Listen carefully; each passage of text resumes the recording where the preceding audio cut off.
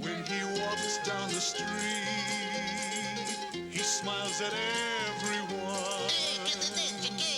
Everyone that he meets calls him King of Kensington. How you doing, King?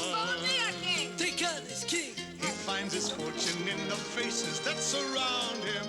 His wife says helping other people brings him luck. But then his mother tells a slightly different story. He's the only king around without a buck. He's a man among men, the people's champion.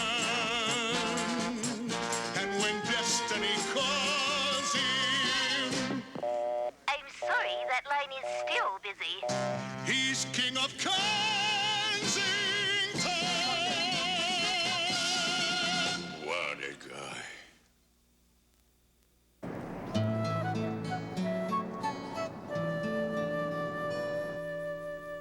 Old George was here when we moved in 45 years ago. Now they're gonna cut him down. Ma, old George is a tree. You make him sound like he's a member of the family. He's better than family. He's honest. If you were somebody else, I'd say it was silly to worry about a tree. But you're not somebody else, you're you, so I'm not going to say anything. Now, don't humor me. If you want to say I'm silly to worry about a tree, then say it. But say it behind my back. It's just his luck that he was born in the middle of the street. Kathy, when old George was born, there was no street. The neighborhood grew up around him. The city is going to cut old George down, and there's nothing we can do about it. We can't do anything, but Larry, that's another story. He loves that tree. When he hears they're gonna cut him down, you are gonna see a man go crazy. I mean crazy. What's going on out there? Come, look for yourself. Tell me, what do you see? Well, I can't see a thing. That big dumb tree's always in the way. Yeah, well, they're going to cut it down. Old George? That tree's been up there for 100 years. Listen to this. I used to play on that tree when I was a kid. Now they're going to cut it down. It's about time. You've got to go out there and stop them. What are you worried about, Ma? They won't cut that tree down for 20 years. It's a city project. First, they'll send some people over to look at it. And they'll spend 2 weeks measuring it. After that, they'll take some pictures and they'll make some notes. Then, after they finish all that, they'll bring in a consultant. And he will tell them it is definitely a tree. Larry, I want you to save that tree. I've never seen your mother this upset. My mother gets upset when Johnny Carson has a substitute host. Kathy, I want to show you something. What? What's that? This? Oh, just something that a silly old woman keeps to remind her of the times when life was simple and her son didn't have a big mouth. Come, Kathy, I want to show you. Oh, wasn't he cute? How old was he here? Well, let's see, that was about 2 years after we moved into this house. He must have been about 50 years old. I didn't mean the tree. I meant Larry. Oh, him, he was 4. Oh, look at this, honey. Oh, you were a doll, sitting in a tire, swinging from old George. Isn't that something? Yeah, I was cute. Here's another one of old George. It also has him in it. Oh, a clubhouse built in a tree. That's fantastic. The way you and your buddies have your arms folded. You look like you're guarding the mint. Yeah, well, we were. We had 150 Captain Marvel comic books in that clubhouse. We didn't want anybody to steal them. 150 Captain Marvels. How'd you get so many? They stole them. Look at that. Ziggy Kravitz. A lawyer. Wayne Sorensen. A doctor. Stanley Drozda. Importer-exporter. And me. Those were the days. Oh, I remember that one. That was taken just a couple of months before Pa died. Me and Pa playing checkers under old George. Yeah. How come you always took pictures of me and the family in front of old George? Because old George is beautiful. He's the most beautiful thing in Kensington. When I look at old George, I can see you coming home from school. I can see your father painting the fence. Oh, did he get paint on that gray sweater? Yes, when I see old George, I can see all the wonderful times this family had. Old George is the rose in my garden of life. Crazy, isn't it? No, Ma, it's not crazy. It's nice. I'll be right back. That was beautiful. Yeah, I thought it was pretty good.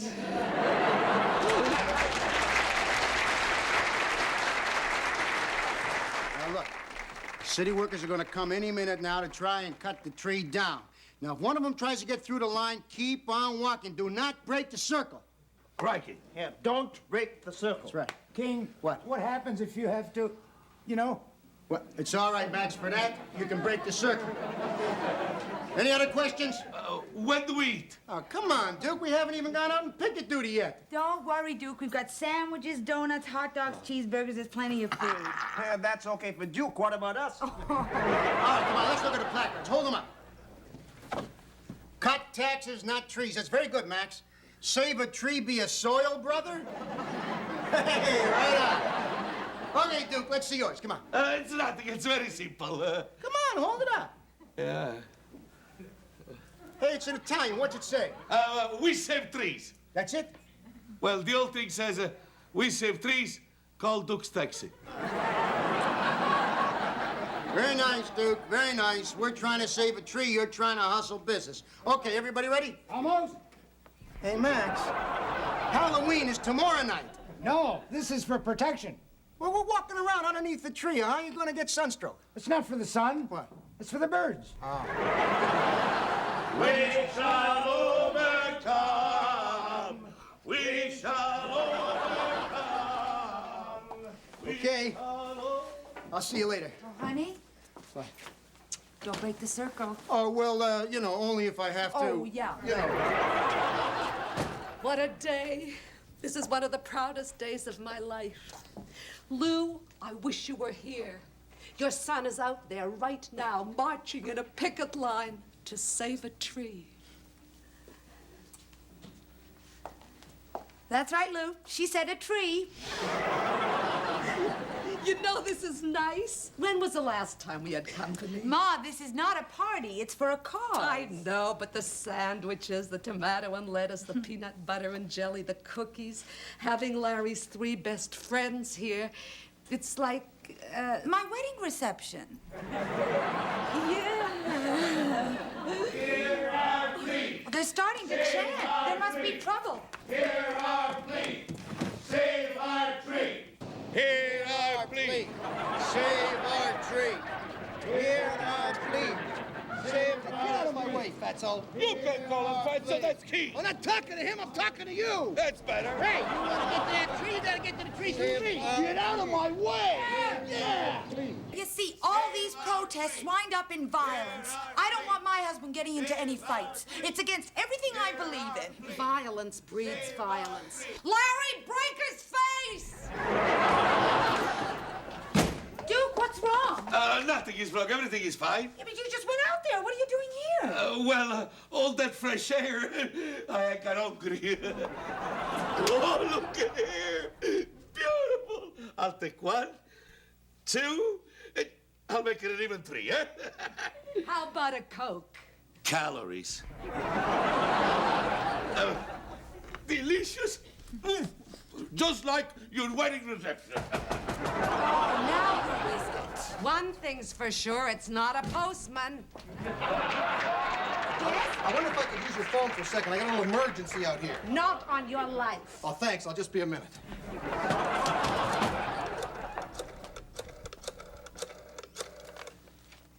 Yeah, listen, I thought you guys were going to send a couple cruisers down the corner of Elm and Pembroke. Oh, you've already sent them. Good, thank you very much. Would you believe I'm supposed to cut down that tree outside, but there's some weirdo out there forming a picket line around it? That weirdo happens to be my son. I'm awfully sorry. Larry, you better get in here. The police are coming. What? The fuzz! The fuzz are coming! I can't hear you for the police siren. minutes. King, can I take my break now? Yeah, King, me too. No, nobody move. Hey, come on, don't break the circle. Look at that, 3 police cars. Yeah, and a meat wagon. A meat wagon? That's what Kojak calls it. All right, boys, break it up. Larry, do what he says. I said break it up or you're going to the station. Larry! All right, put him in the meat wagon. See? Look at that. Look, they're putting Duke and Nestor in the wagon. Oh, now they've got Max. Look, Larry. Glory, hallelujah. Come on, everybody, sing.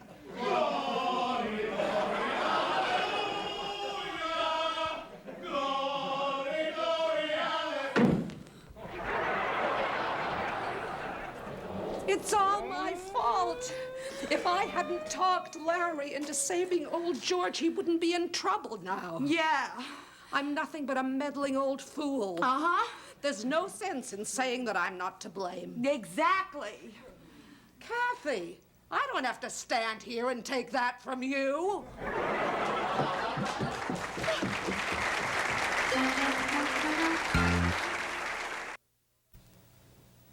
King, $20 is not a lot of bread. We could have scraped that up easily. No, it's not the money. It's the principle. We did not commit a crime, and we're not criminals. King, you gotta admit one thing. What? We're in jail. But we're in here for a reason. If we'd have paid that fine, it would have meant that we were guilty. We did not pay that fine because we are innocent. Hey, King, What? if we're innocent, what, can we go home? Because we gotta prove that we are not guilty, and I'm gonna do that in court. Excuse me, pardon me. Jailer, may I see you for a moment? What is it now? You can let me out now. I got all the information the captain needs. What are you talking about? You know perfectly well what I'm talking about. My undercover name is Stitsky. I'm with National Intelligence. I put in here to uncover any anti-government plots. I got all the goods. Yeah? Well, you just go back there and sit down. Right, I'll keep on working. All right, come on, you guys, Excuse we me, gotta get to work. Pardon me. All right, now, Kathy will have all the citizens' rights books in court. In the meantime, I got this. What's that? Learning the law in your spare time. Spare time. I think we should have hired a lawyer. We don't need a lawyer. We got King to defend us. He's right. We got our own mouthpiece. Hey, man, you can't become a lawyer overnight. It takes months. Trust me, huh?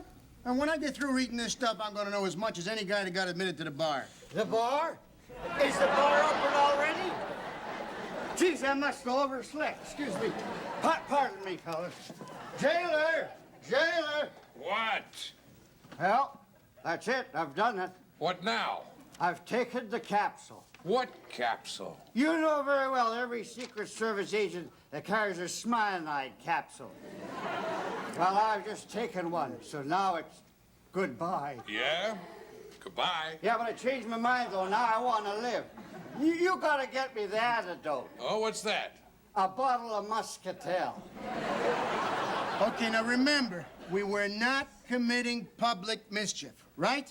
We were trying to preserve the life of a tree, so nobody pleads guilty. Right. Yeah. True, true. Okay, this is the plan. Well, what do you think? Well, are you with me or not? I haven't got all day, you know. I'm very busy with my work. Yeah. What do you do? I'm a diamond cutter. Okay, fellas, you want it in court. Hey, come on! I didn't get a chance to finish reading this book. Well, look at it this way. If you lose your case, you'll have all the time in the world. Hey, don't tell them anything. No matter what they beat you or torture you, don't talk. Yeah, right. You just go back there and behave yourself, or I'll put you in solitary. Well, anything's better than being alone. James Dickey, you have been charged with creating public mischief, to wit, being on a public property and interfering with and obstructing public officers from performance of their duties. How do you plead? Guilty. $1,000 or 30 days in jail. Order in the court. You're lucky. He's in a good mood. Next case. The City versus Tony Zarrow, Nestor Best, Max Harris, and Lawrence Knitsky. Who's Lawrence Knitsky? It's me. It's my real name. My lips are sealed. What is the charge? Creating public mischief, to wit, being on a public property and interfering with and obstructing public officers from performance of their duties. He'll throw the key away. Would the defendants and the arresting officer come before the bench? Now, let's see. Who's the arresting officer? The one in the blue uniform. I know that. I'm just checking my papers. Blue uniform. Don't help. I'm the arresting officer, Your Honor. Officer Bruce Laidlaw. All right. How do the defendants plead? Not guilty. Not guilty. Not guilty. I throw myself upon the mercy of the court. I haven't heard the case yet. Or when you do, put me down for mercy. The defendants may be seated. Officer Laidlaw, tell the court what happened on the afternoon of October 28th. Yes, Your Honor. On October the 28th, Officer Whitesides and I were on duty. Okay, Kathy, come on. I want to do some more work on the defense. Give me the books. Yeah, everything's here. Citizens' rights, civil law. Oh, and your mother threw this in for good luck. Perry Mason? Come on, that's not gonna help. It wouldn't hurt. It was about 2 o'clock. I was sitting in the car, parked behind the Ponderosa Steakhouse, waiting for Officer Whitesides. He was in the kitchen having a cup of coffee. I would have gone in with him, but I always have my coffee at McDonald's. Larry, forget about all this legal stuff. Just tell the judge how much old George means to us. The judge doesn't care about old George.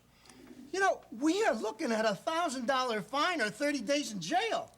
Well, when we got this emergency call about this violent protest march, off we went.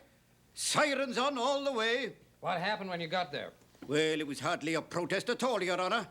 Just these 4 dinks here marching around a big gum tree. Officer Laidlaw, you may step down. The court now calls the counsel for the defense.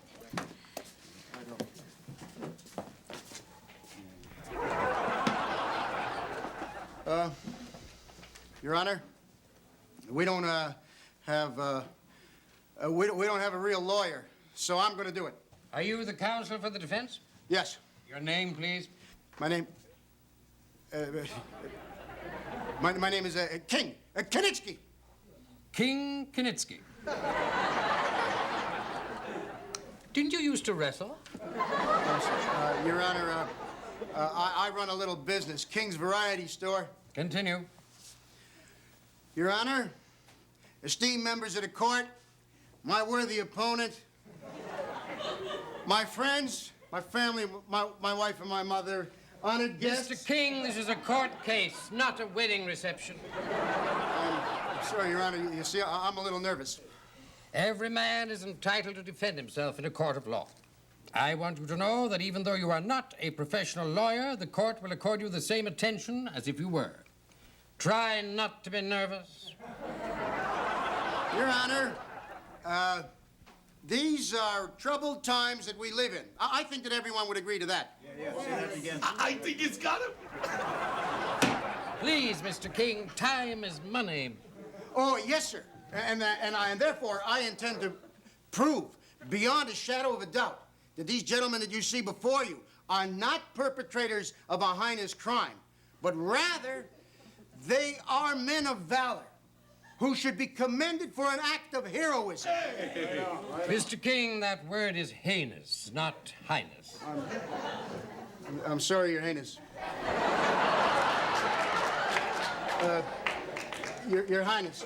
Just get on with your defense of the charge, which is public mischief.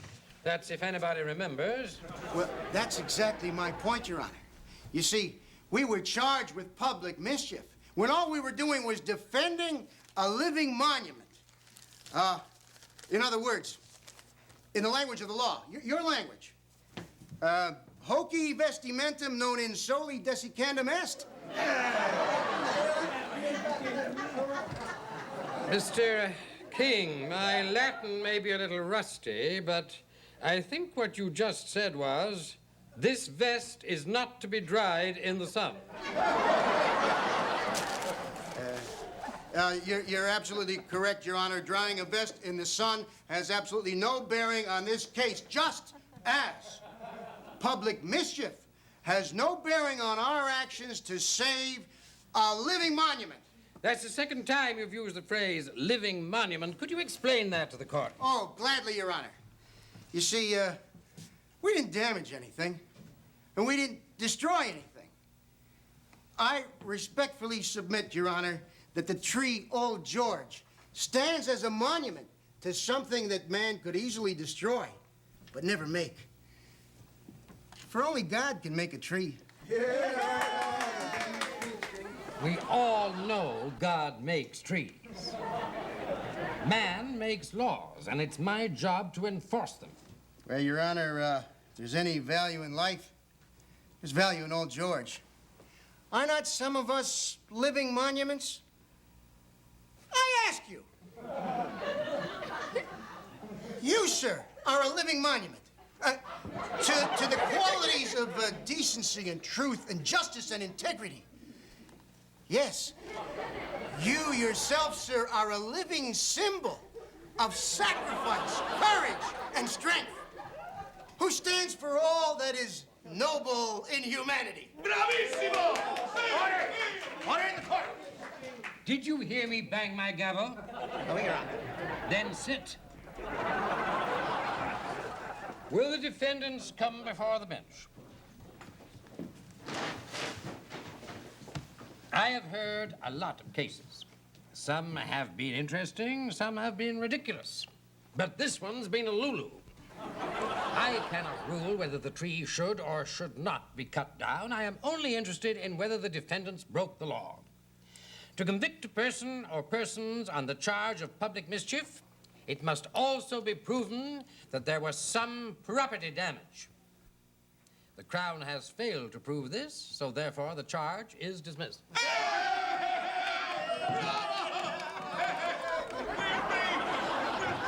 You were magnificent. Where did you get that idea to praise the judge? From Perry Mason? Yeah, that's right, Duke. We got a big write-up in the paper this morning. Yeah. By the comic strips. Between Mary Worth and Bobby Hull's toupee ad. Isn't it wonderful? We're famous. I'm thrilled. All right, I'll talk to you later. I'll be able to show this clipping to my grandchildren. If that should ever happen somehow, and God knows I wonder about it. Well, that's it, huh? All over now. Well, what more could you ask, Larry? You got the charge dismissed. Well, not only that, you proved to the city that Old George wasn't a safety hazard. You were brilliant, Larry. You thought of everything. Yeah. Everything.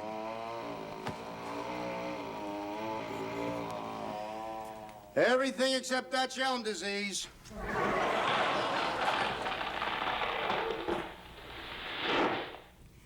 Sorry about that, George.